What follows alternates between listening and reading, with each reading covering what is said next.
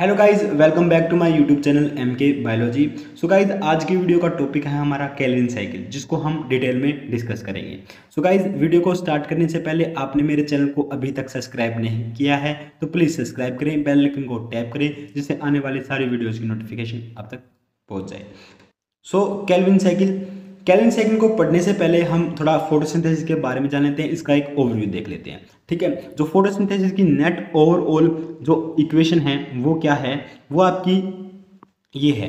ठीक है, 6CO2 जब आपके 6 वाटर मॉलिक्यूल्स से आपके जब ज्वाइन होते हैं, मिलते हैं in the presence of light, ठीक है, तो आपका क्या फॉर्म होता है, आपका एक ग्लूकोज मॉलिक्यूल फॉर्म होता है और आपके 6 ऑक्सीजन के मॉलिक्यूल्स फॉर्म होते हैं। ठीक है, ये आपकी नेट ओवरऑल इक्वेशन है आपकी फोटोसिंथेसिस की।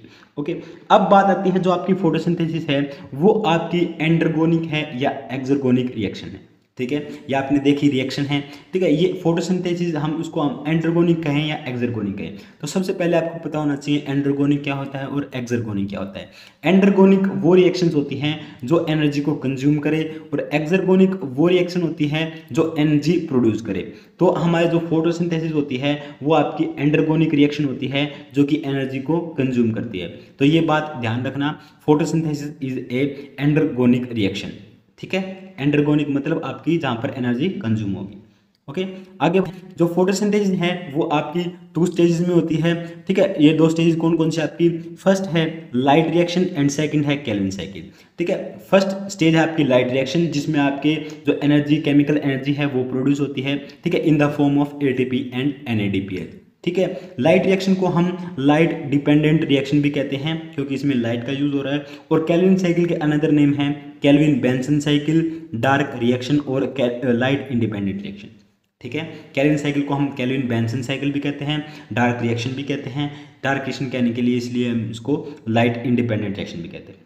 ठीक है, ये 2 मेन स्टेजेस हैं किसकी, फोटोसिंथेसिस की। ओके, केल्विन गाइस, इस वीडियो में हम केल्विन साइकिल को ही डिस्कस करेंगे। थोड़ा मैं इसको आपको जो ये दोनों स्टेजेस हैं इसको डायग्रामेटिकली समझाता हूँ।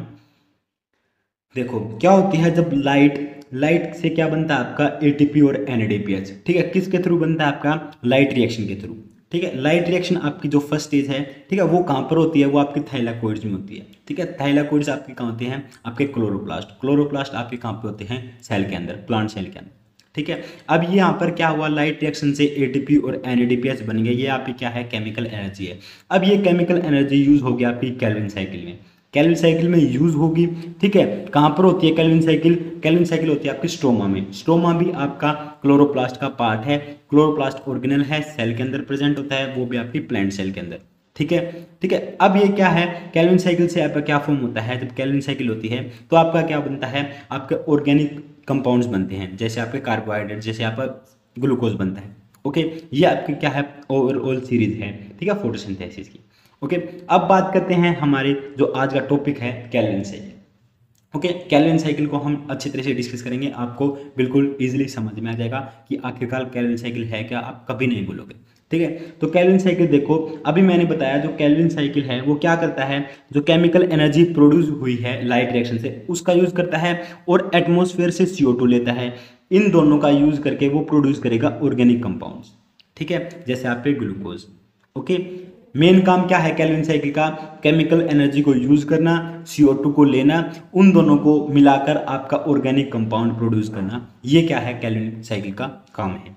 ठीक है, आगे देखो, जो केल्विन साइकिल है अभी मैंने बताया था पिछली स्लाइड में, जो केल्विन साइकिल आपकी कहाँ पर होती है, आपकी स्ट्रोमा में होती है। स्ट्रोमा कहाँ होता है, आपका क्लोरोप्लास्ट में होता है।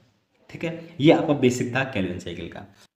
जो केल्विन साइकिल है आपकी 3 फेजेस में होती है। ठीक है, फर्स्ट फेज होता है आपका कार्बन फिक्सेशन का, सेकंड फेज होता है रिडक्शन का, एंड जो लास्ट फेज है वो आपका रीजनरेशन का होता है। ठीक है, ये तीनों फेज याद रखेंगे और हम 1 बाय 1 करके इन तीनों फेजों को पढ़ते हैं।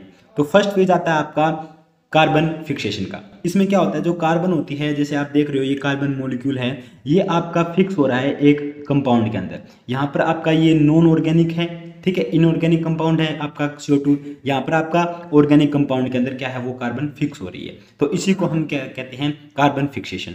ठीक है, इसके पॉइंट देखते हैं, अभी मैंने जो बताया वही पॉइंट में लिख रखा है। This is process of assimilating carbon from non organic compounds and incorporating it into an organic compound. ठीक है। नॉन ऑर्गेनिक कंपाउंड से वो कार्बन क्या होते हैं, आपके ऑर्गेनिक कंपाउंड में जाते हैं, फिक्स होते हैं वहाँ पर, तो इसी को क्या कहते हैं आप, कार्बन फिक्सेशन कहते हो।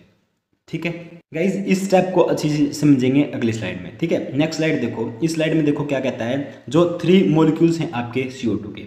ठीक है, इसमें क्या होता है, जो फर्स्ट स्टेप होता है 3 मॉलिक्यूल ऑफ CO2 आपके किससे मिलते हैं, आपके 3 मॉलिक्यूल ऑफ RUBP से। ठीक है, एक 5 कार्बन शुगर है RUBP, राइबोलोज बाइफॉस्फेट। ठीक है, इससे मिलते हैं, किसके थ्रू मिलते हैं, रुबिस्को एंजाइम के थ्रू। ठीक है, 3 मॉलिक्यूल ऑफ CO2, देखो यहाँ पर आप देख सकते हो ये 3 मॉलिक्यूल ऑफ CO2 और ये 3 मॉलिक्यूल ऑफ RUBP मॉलिक्यूल, ये आपस में ज्वाइन करेंगे।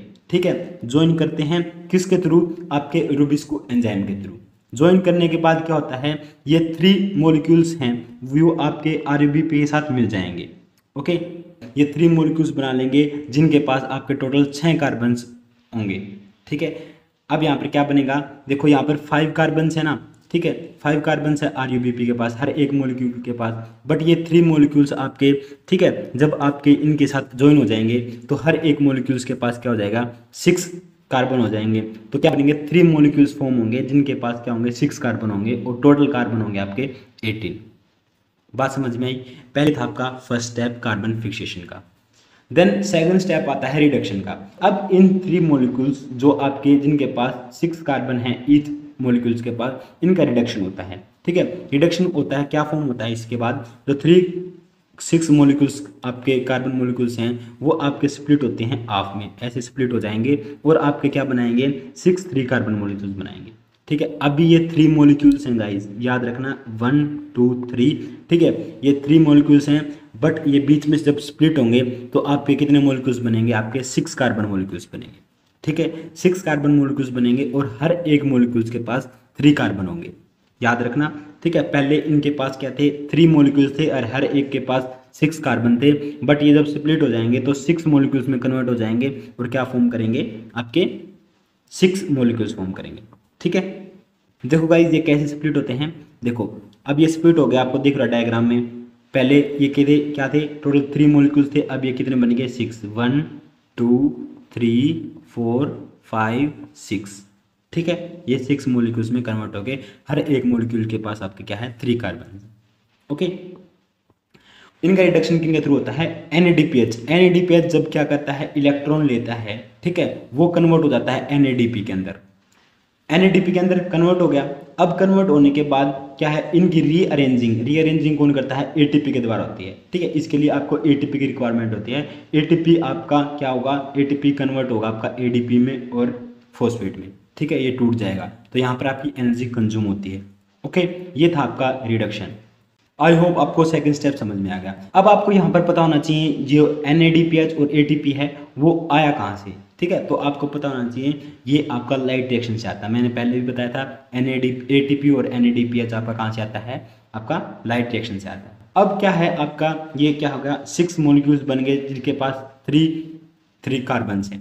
ठीक है, अब क्या होता है, ये आपके क्या कहलाते हैं, नाउ इनको हम क्या कहते हैं, G3P या PGL।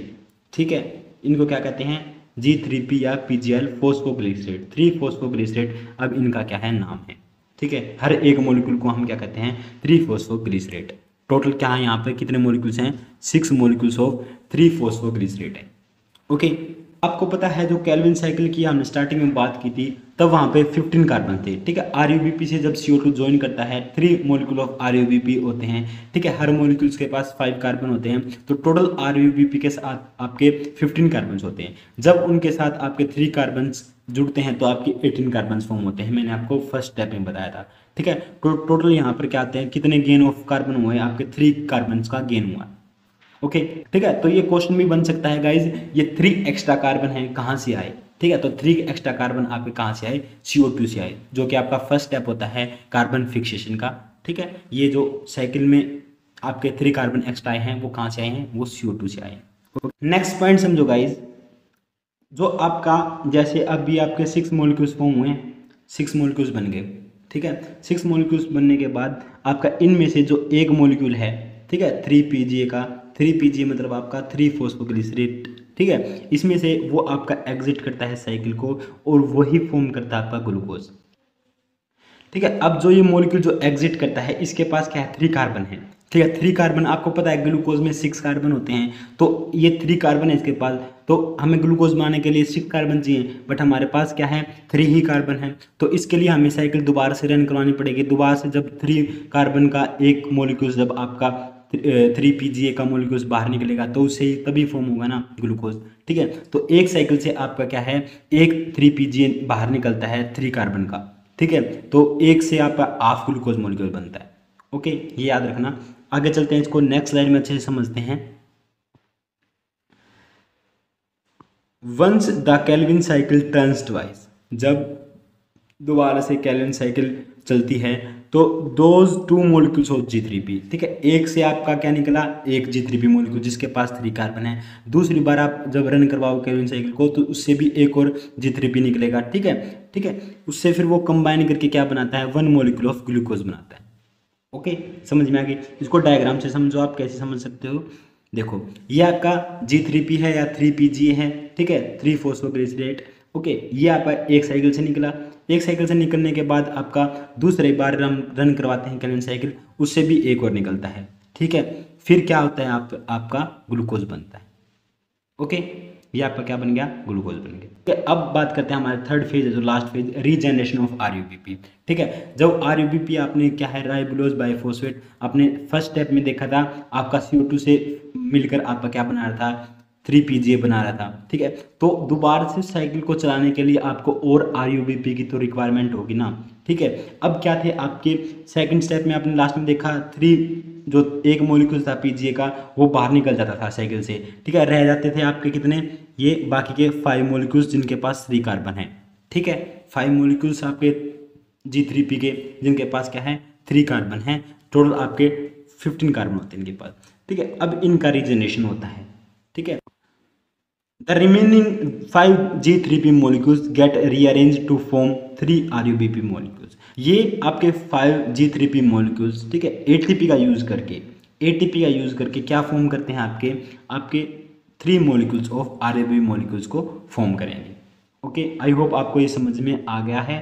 ठीक है, सबसे पहले आपके क्या थे, आपके 5 मोलिक्यूल्स थे। ठीक है, 5 में से एक मोलिक्यूल्स आपका क्या फॉर्म करता है, ग्लूकोज फॉर्म करता है। ठीक है, टोटल 6 मोलिक्यूल्स थे, 5 रह गए, एक बाहर निकल गया। ठीक है, ये 5 मोलिक्यूल्स आपके रीजनरेशन में हेल्प करते हैं, किसके, RUBP के। ठीक है, रीजनरेशन में हेल्प करेंगे, और कितने आपके RUBP बनेंगे, आपके टोटल यहाँ पे 3 RUBP मोलिक्यूल्स का फॉर्मेशन होता है। ओके, आई होप आपको ये थर्ड स्टेप भी समझ में आ गया है। ये आपका कंप्लीट डायग्राम है केल्विन साइकिल का। ठीक है, तीनों फेज इसमें शो कर रखे हैं, phase 1, phase 2, phase 3। I hope guys आपको केल्विन साइकिल कंप्लीट समझ में आ गई है। ठीक है, अगर आपके लिए वीडियो हेल्पफुल रही है तो प्लीज़ वीडियो को लाइक कर दो, शेयर कर दो, चैनल को जरूर सब्सक्राइब कर दो। मिलते हैं हमारी नेक्स्ट वीडियो में। Thanks for watching my video.